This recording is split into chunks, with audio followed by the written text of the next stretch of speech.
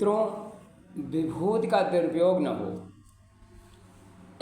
धर्मनिष्ठ और तप साधना में प्रतिफल के रूप महाराजा युधिष्ठिर को अच्छे पात्र मिल गया था। अच्छे पात्र की विशेषता यह थी कि उससे जब भी मांगा जाता वह स्वादिष्ट और मधुर व्यंजन प्रदान करता। परीक्षा हेतु उस दिन हस्तिनापुर की समग्र जनता को मनपसंद व्यंजन और पकवान ग्रहण करने का सार्वजनिक निमंत्रण दिया। हर किसी को इस अच्छे पात्र का लाभ उठाने छूट दी।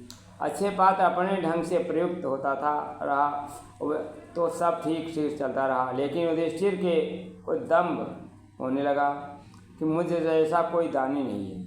इस दंभ को पुष्ट करता रहा आश्रित ब्राह्मणों का जयगान।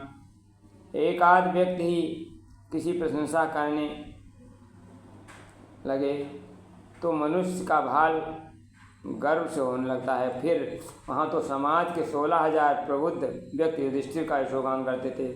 यह ठीक है, युधिष्ठिर ने अपने जीवन का एक बड़ा भाग कठोर तप साधनाओं में गुजारा था, परंतु कुछ कमजोरियाँ अभी भी शेष थीं, उन्हें विजित करना था। उनमें एक था सात्विक अभियान। भगवान कृष्ण ने जब देखा युधिष्ठिर के अंदर अभिमान हो गया तो वो सहन न कर सके, और तो भगवान प्रणत जनों के सब को रक्षा करने वाले हैं और साधारण सी बात शिष्य के पतन का कारण है। इस दृष्टि से अच्छे पात्र और 16,000 ब्राह्मणों को प्रतिदिन भोजन कराना तो साधारण बात है। कई बार भगवान ने उन्हें परोक्ष रूप समझाया, पर युधिष्ठिर समझने में असमर्थ रहे। एक बार अवसर देख श्री कृष्ण ने प्रत्यक्ष कहा, धर्मराज, मैं मानता हूँ ब्राह्मणों के लिए भोजन तुम व्यवस्थापूर्ण कार्य में संलग्न हो, परंतु तुम्हें अभिमान नहीं करना चाहिए। प्रभु, मैं तो ऐसी कोई बात नहीं जिससे मैं अभिमान टपकता हो, युधिष्ठिर ने कहा।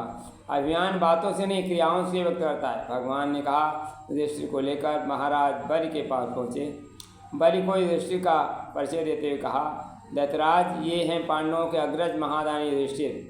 इनके दान से मृत्यु लोक में प्राणी इस तरह उपकृत हो रहे हैं कि वे तुम्हारा स्मरण नहीं करते, परंतु मैंने स्मरण किए जाने ऐसा कार्य भी नहीं किया। क्या किया है? बलि ने कहा, जो वामन को केवल 3 पग जमीन देने का वचन दिया था वह पूरा किया था।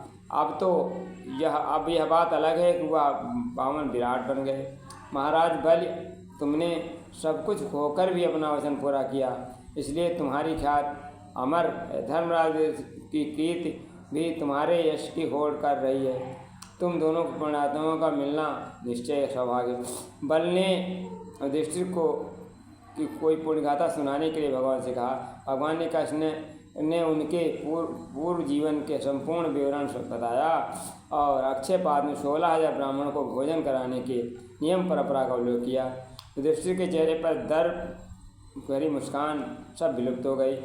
जब दानवेंद्र बल ने कहा, आप इसे दान कहते हैं, लेकिन ये तो महापाप है, स्मर्श करते हुए बल ने कहा, धर्मराज, केवल अपने दान के दंभ में पूरा करने में ब्राह्मणों को आलसी बनाना पाप ही है। मेरे राज्य में याचक तो नियमित भोजन की सुविधा दी जाए तो स्वीकार नहीं करते।